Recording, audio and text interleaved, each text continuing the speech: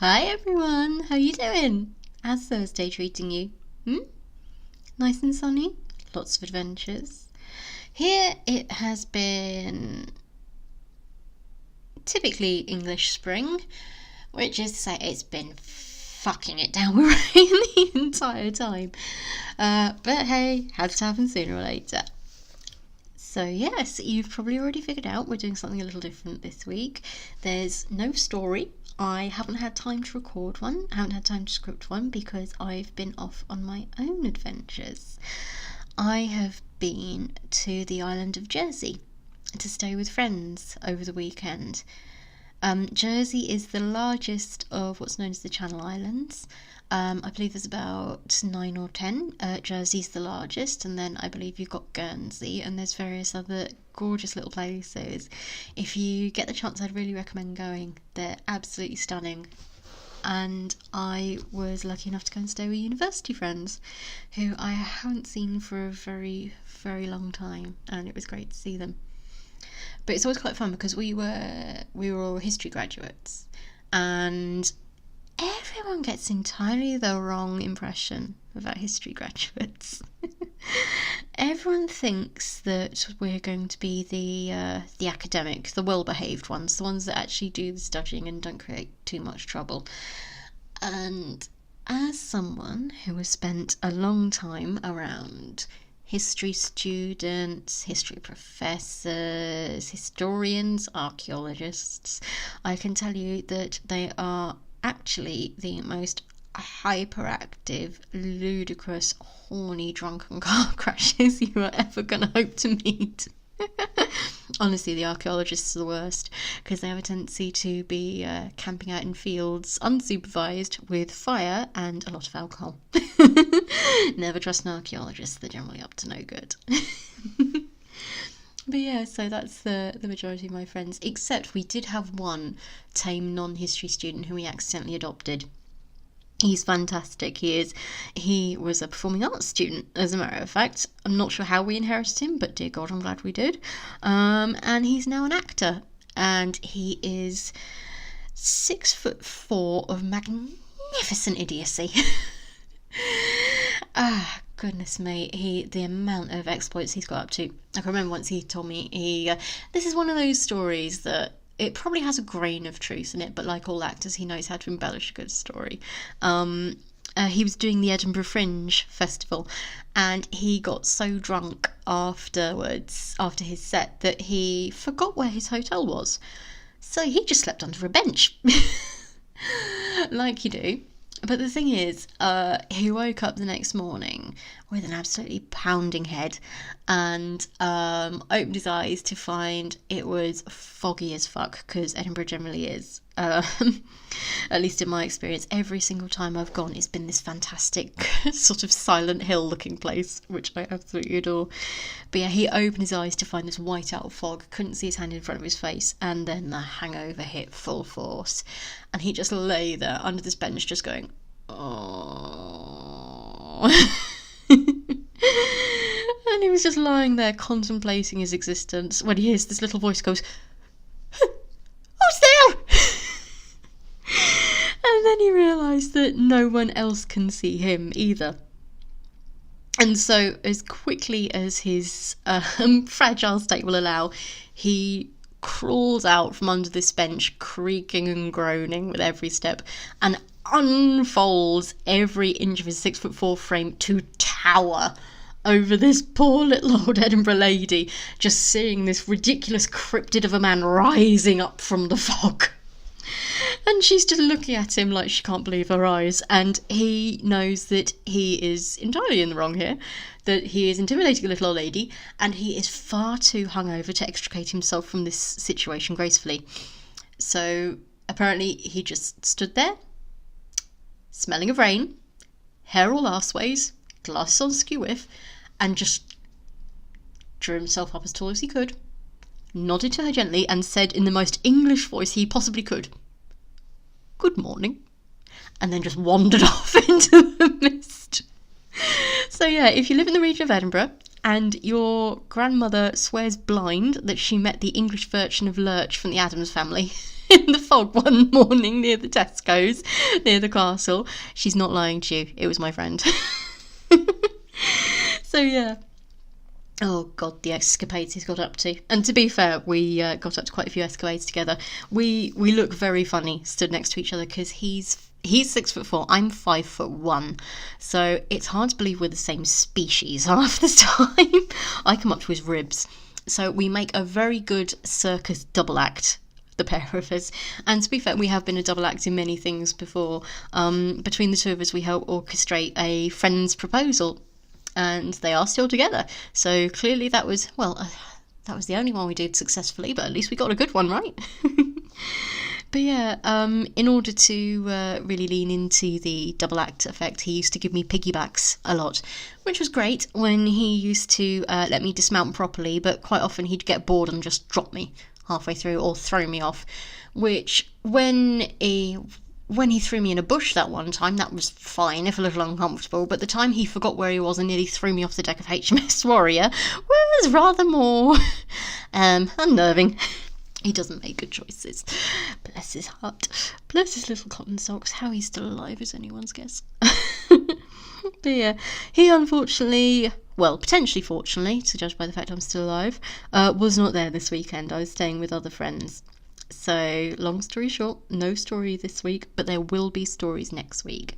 However, they take me a little while to script, because some of you who know a little bit about folklore will probably have already ascertained that I do rewrite the stories very fractionally from the originals.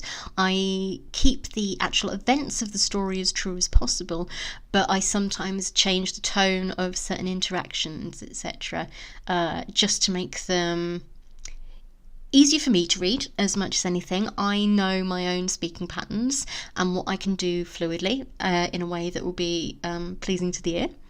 And also because some of the language they're written in isn't necessarily easy to listen to either, and I want to make it a pleasant experience for you guys as well as for me. And also because stories exist in the context of their time. And some of the Suffolk folklore that I read to you, such as the Orwell Mermaid and the Rat Pipes of Beccles, they're probably not the best examples to be fair, but they are the ones that you have so far. They're rather more engaging in many ways than some traditional stories.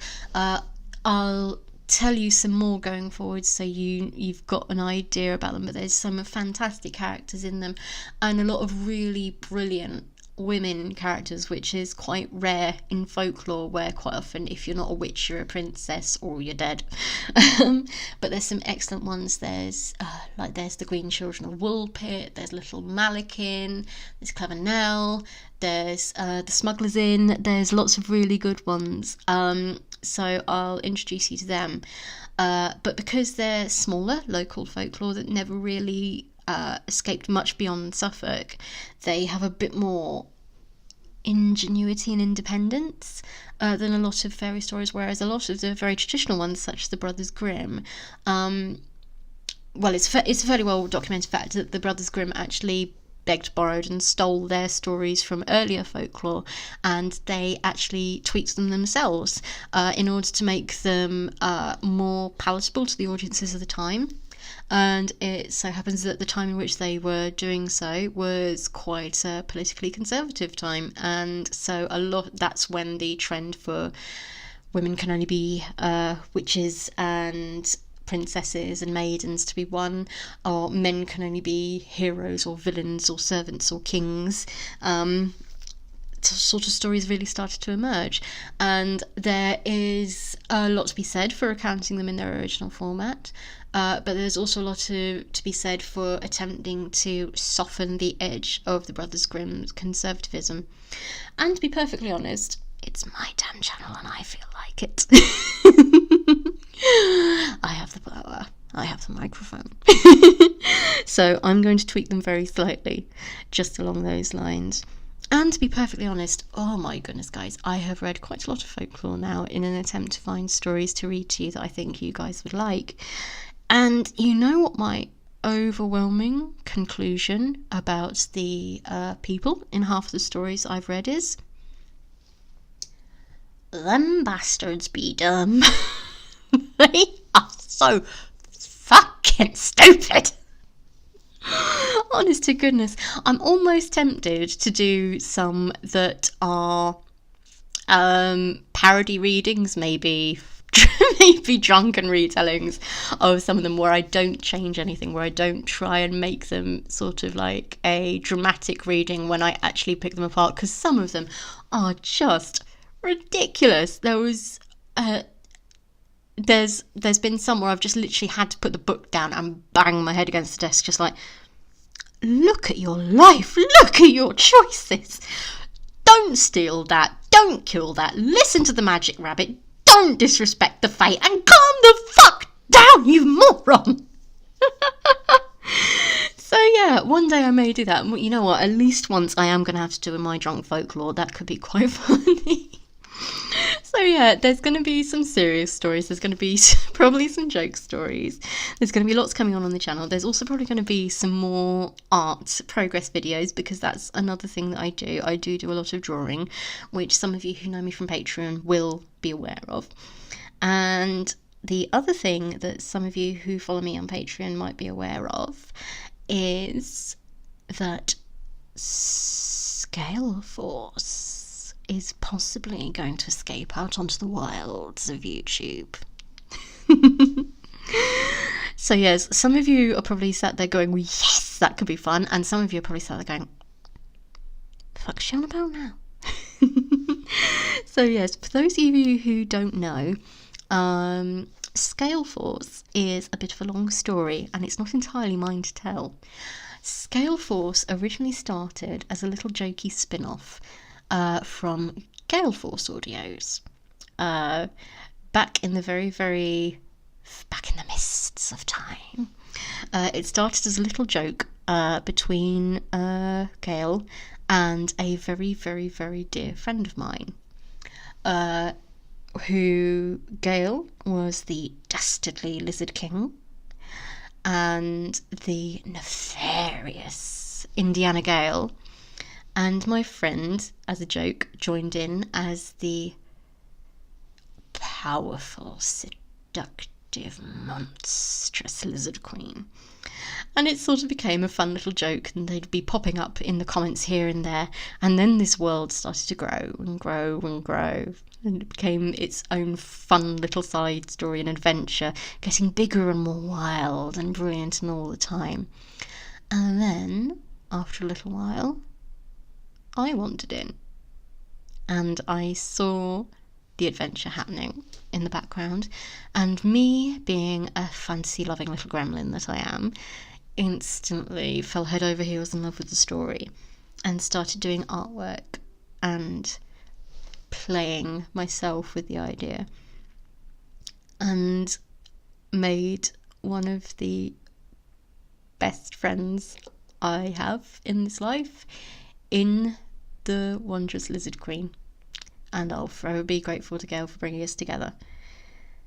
And from that developed Scaleforce as its own independent Patreon spin-off from Galeforce, with my dear friend as the Lizard Queen, as always, Gale swinging by every so often as the nefarious Lizard King, and very occasionally Shawnee when he gets lost in the caves. Useless langer. And myself as the lucky soul who has the honour to be the Lizard Queen's mistress. The Lizard Queen, yes, but not the Lizard King. He's a ludicrous, melodramatic, slutty newt who is nowhere near as seductive as he likes to pretend he is, and certainly not as skilled in the bedroom. But let him harbour his illusions. He does cherish them so. So yes, basically, the Scaleforce Patreon is a ludicrous, cracky mess following this weird and wonderful, loving, argumentative, faintly awkwardly, messily polyamorous love triangle between two wonderful creatures of myth and legend and the idiot artist who stumbled into the middle of it. So if you'd like to check it out, I'll put the link in the comments below, but no pressure. I know that that's not to everyone's tastes, but there is a lot of fun to be had. Just saying. So yeah, it's $1 a month. But there are also possibly going to be some Scaleforce audios coming to YouTube at some point. We're really hopeful that we're going to be able to do it. However, we are going to have to figure out how not to fall afoul of the guidance controls of YouTube, because it is a wonderfully lustrously sexy story with a lot of fascinating back characters, and we want to tell the story truly, and if we have to censor ourselves too much to not fall afoul of the YouTube goblins, then we might not. We'll figure it out. But either way, there's going to be a lot of exciting things happening, either through Scaleforce or not. So stick around. Watch this space. You never know what you might see. So yes, have a lovely evening, everyone, and we'll speak soon. Behave yourselves. Or don't. Just make it a good adventure. Bye now.